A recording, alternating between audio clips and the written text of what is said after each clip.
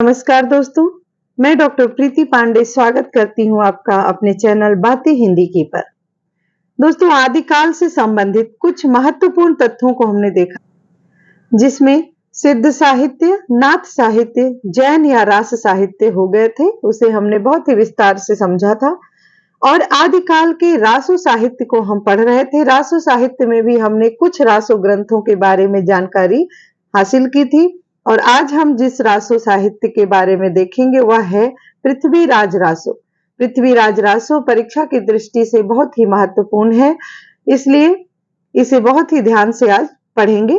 यहां देखते हैं, पृथ्वीराज रासो का रचना काल 1193 ईस्वी माना जाता है तथा इसके रचनाकार हैं चंदवरदाई। इसमें जो कुल समय है, जिसे सर्ग भी कहते हैं और इसको समय नाम से चंदवरदाई ने विभाजित किया है। इसमें जो कुल समय है वह है 69। ऐसा माना जाता है कि पृथ्वीराज रासो के 61 सर्ग चंदवरदाई ने लिखे, शेष उनके पुत्र जल्हड़ ने लिखा। चंदवरदाई की एक पंक्ति से भी यह पूरी तरह से दिखाया गया है उसमें कि उन्होंने कहा है, पुस्तक जल्हड़ हत दे चल गज्जन नृप काज, अर्थात राजा के काम काज में उनके युद्ध में उनके साथ चल पड़ते हैं। चंदवरदाई अपने पुस्तक को सौंप के, जो कि अधूरा था और 61 सर्ग उन्होंने पूरा किया था, शेष 8 सर्ग जो है जल्हड़ ने पूरा किया। आगे देखेंगे, पृथ्वीराज रासो का जो काव्य रूप है वह है प्रबंधात्मक काव्य रूप है। नायक पृथ्वीराज चौहान है, नायिका है संयोगिता और शैली कैसी है तो पिंगल रूप है। विशेषतः पिंगल शैली का प्रयोग किया गया है। पृथ्वीराज रासो के निम्नलिखित 4 संस्करण उपलब्ध होते हैं। बार बार परीक्षा में पूछा गया है कि पृथ्वीराज रासो के कितने संस्करण उपलब्ध हैं, तो ध्यान रखेंगे दोस्तों, 4 संस्करण उपलब्ध हैं और चारों संस्करण के बारे में भी हम देखेंगे। पहला है बृहद रूपांतरण। बृहद रूपांतरण जो हुआ है उसमें 16,306 छंद हैं तथा 69 समय है। इसका प्रकाशन नागरी प्रचारणी सभा काशी से हुआ है। इसकी हस्तलिखित प्रति उदयपुर संग्रहालय में संग्रहित है। दूसरा है मध्यम रूपांतरण। मध्यम रूपांतरण, इसमें 7,000 छंद हैं। इसकी प्रतियां बीकानेर एवं अबोहर में सुरक्षित है। जिस पृथ्वीराज रासो का हम अध्ययन करते हैं वह आपका होगा यह पहला जो है बृहद रूपांतरण, जिसका प्रकाशन नागरी प्रचारणी सभा से हुआ था और इसमें 69 समय है, 16,306 छंद हैं। इसके बाद ये आता है मध्यम रूपांतरण। तीसरा है लघु रूपांतरण। इसमें देखेंगे, इसमें 35,000 छंद एवं 19 ही सर्ग हैं, केवल 19 सर्ग हैं इसमें लघु रूपांतरण में, तथा हस्तलिखित प्रति इसकी बीकानेर के संग्रहालय में सुरक्षित है। और जो चौथा है वह है लघुतम रूपांतरण। लघुतम रूपांतरण में कुल 1300 छंद हैं और डॉक्टर दशरथ शर्मा ने इसी को मूल पृथ्वीराज रासो माना है।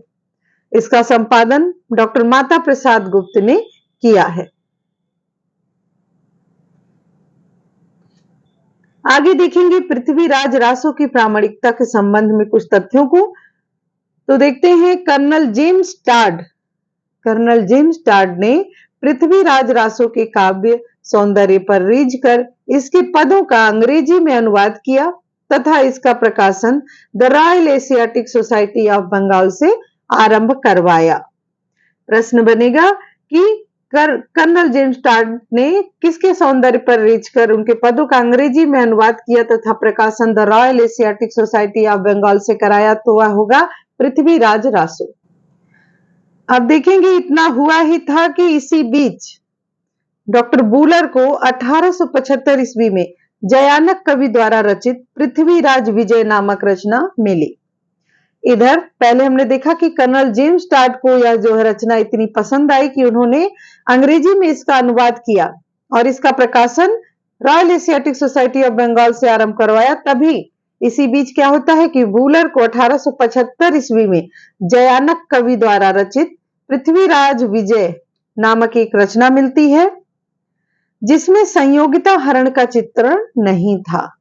तो जब हम देखते हैं कि पृथ्वीराज रासो में तो संयोगिता हरण का चित्रण दिया हुआ है, लेकिन पृथ्वीराज विजय में संयोगिता हरण का चित्रण नहीं है, तो इससे क्या होता है, इसके बाद पृथ्वीराज रासो की प्रामाणिकता को लेकर विद्वान निम्नलिखित 3 भागों में विभक्त हो गए, क्योंकि इसमें संदेह उठने लगा कि यदि जयानक ने अपने पृथ्वीराज विजय में संयोगिता हरण को नहीं दिखाया है, तो क्या चंद्रवरदाई द्वारा बताया गया संयोगिता हरण का जो प्रसंग है वह अप्रामाणिक है या प्रामाणिक है। इस पर एक चर्चा छिड़ गई और इसको लेकर 3 भागों में जो है विद्वान बट गए।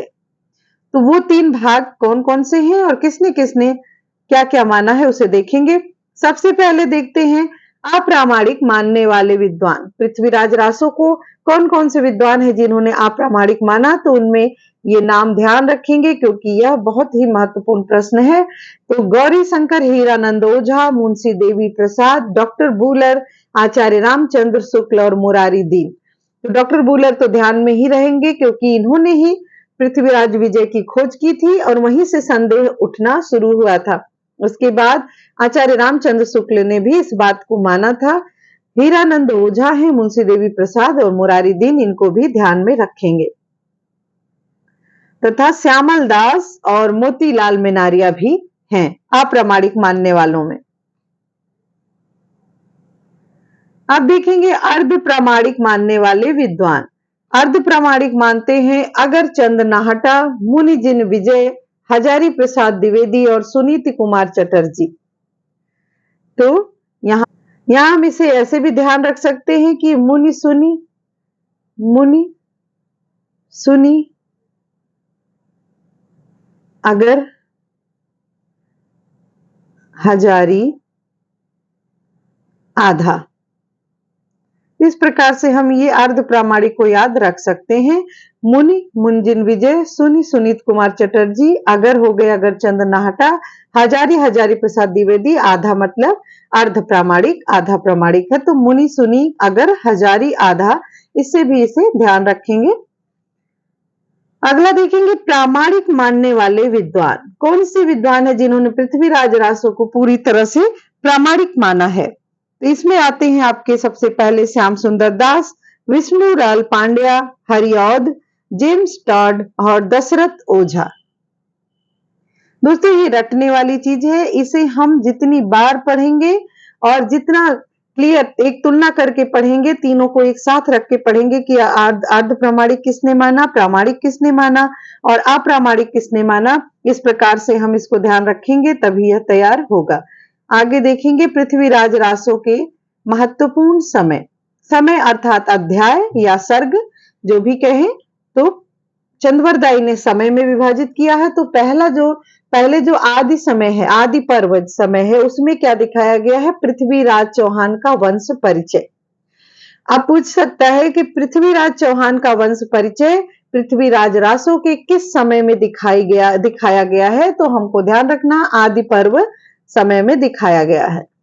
तथा विष्णु के 10 अवतारों का वर्णन, राम कथा का भी वर्णन किस समय में दिखाया गया है, 10वें समय में दिखाया गया है। और 20वां समय जो है उसमें दिखाया गया है पद्मावती समय जो भी पद्मावती का वर्णन है वह जो है 20वें समय में दिखाया गया है। 57वां समय है कैमास वध समय, 61वां समय है कन्नौज अर्थात कन्नौज समय, क्योंकि पृथ्वीराज चौहान जो है कन्नौज से थे तो उनका समय जो है 61वां समय में दिखाया गया। तो हमें ध्यान रखना है सबसे पहले ये महत्वपूर्ण समय को और उसके अंदर के जो ये मुख्य तथ्य हैं इनको भी कि किस समय में किस चीज को दर्शाया गया है। आगे देखेंगे 69वां समय है महोबा समय। महोबा समय जो है 69वां समय है पृथ्वीराज रासो का। और जैसा कि हम जान रहे हैं कि कुल 69 समय ही है पृथ्वीराज रासो में और यहां से 6 समय की बात कही गई है जो कि क्रम से ना होकर मुख्यता के आधार पर यहां दिए गए हैं। तो बीच से दिया गया, आदि हो गया, फिर 10वां हो गया, 20वां हो गया, 57वां है, 61वां है, 69वां है, जो इंपॉर्टेंट है उसे दिया गया है। आगे देखेंगे पृथ्वीराज रासो के संदर्भ में महत्वपूर्ण तथ्यों को। तो सबसे पहले है पृथ्वीराज में 68 तरह के छंदों का प्रयोग हुआ है। अब इसको कैसे ध्यान रखेंगे दोस्तों कि 69 जो है समय है और 68 जो है छंद है, ये एक कम कर देंगे, उतने छंद हैं। आगे पृथ्वीराज रासो में दी गई घटनाओं एवं इतिहास में वर्णित घटनाओं की तिथियों में 80 से 90 वर्षों का अंतर मिलता है। जब हम आचार्य रामचंद्र शुक्ल की पुस्तक पढ़ते हैं तो ये बात बहुत अच्छे से उन्होंने वहां बताई है कि इस प्रकार से अंतर मिलने की वजह से उसकी प्रामाणिकता पे जो है संदेह उठता है और वहां पे उसका कुछ सलूशन भी दिया है। तो इसलिए आपने अगर नहीं पढ़ा है और आप तैयारी कर रहे हैं तो आचार्य रामचंद्र शुक्ल जी की पुस्तक का भी अध्ययन साथ साथ करते रहिए। आगे देखेंगे तीसरा है जो महत्वपूर्ण तथ्य, नरोत्तम स्वामी ने पृथ्वीराज रासो को मुक्तक रचना माना है, जबकि हमने पीछे देखा था कि यह प्रबंधात्मक रचना है। लेकिन नरोत्तम स्वामी ने कैसा माना है, तो नरोत्तम स्वामी ने मुक्तक माना है, जबकि सर्वमान्य रूप से प्रबंधात्मक रचना है पृथ्वीराज रासो। अगला है हजारी प्रसाद द्विवेदी ने पृथ्वीराज रासो को सुख सुखी, सुख मतलब तोता, सुख सुखी संवाद में रचित माना है। उनके अनुसार जिन अंशों में सुख सुखी संवाद मिलता है वे अंश प्रामाणिक हैं तथा जिनमें नहीं मिलता वे अंश अप्रामाणिक हैं, अर्थात उन्होंने अर्ध प्रामाणिक ही माना है हजारी प्रसाद द्विवेदी ने। हमने पीछे देखा था कि हजारी प्रसाद द्विवेदी ने पृथ्वीराज रासो को अर्ध प्रामाणिक माना है। तो अब यहाँ पे इसके साक्ष्य भी मिल जाते हैं कि अर्ध प्रामाणिक उन्होंने कैसे माना है, क्योंकि कुछ जगहों पे जहां सुख सुखी संवाद उन्हें मिला है उसे वह प्रामाणिक मानते हैं और जहां वह नहीं मिलता उसे अर्ध अंश मतलब अप्रामाणिक मानते हैं। तो इस प्रकार से ये प्रामाणिक और अप्रामाणिक का मिला जुला रूप हो जाता है और हजारी प्रसाद द्विवेदी इसे अर्ध प्रामाणिक मानते हैं। अगला डॉक्टर नगेंद्र ने इसे विशाल घटना कोश कहा है। गुलाब राय ने इसे स्वाभाविक विकासशील महाकाव्य कहा है। इन तथ्यों को ध्यान रखना है। पृथ्वीराज रासो के संदर्भ में आलोचकों के मत, इसे भी देख लेते हैं कि आचार्य रामचंद्र शुक्ल ने क्या कहा है। आचार्य रामचंद्र शुक्ल कहते हैं चंदवरदाई हिंदी के प्रथम महाकवि माने जाते हैं और इनका पृथ्वीराज रासो हिंदी का प्रथम महाकाव्य है। इस प्रकार से एक बात यहां और क्लियर होती है कि आचार्य रामचंद्र शुक्ल ने पृथ्वीराज रासो को हिंदी का प्रथम महाकाव्य माना तथा चंदवरदाई को हिंदी का प्रथम महाकवि भी माना। डॉक्टर बच्चन सिंह ने पृथ्वीराज रासो को राजनीति की महाकाव्यात्मक त्रासदी कहा है। उन्होंने कहा कि पृथ्वीराज रासो राजनीति की महाकाव्यात्मक त्रासदी है। हजारी प्रसाद द्विवेदी ने उसे सुख सुखी संवाद के रूप में माना है। कहते हैं पृथ्वीराज रासो की रचना सुख सुखी संवाद के रूप में हुई है।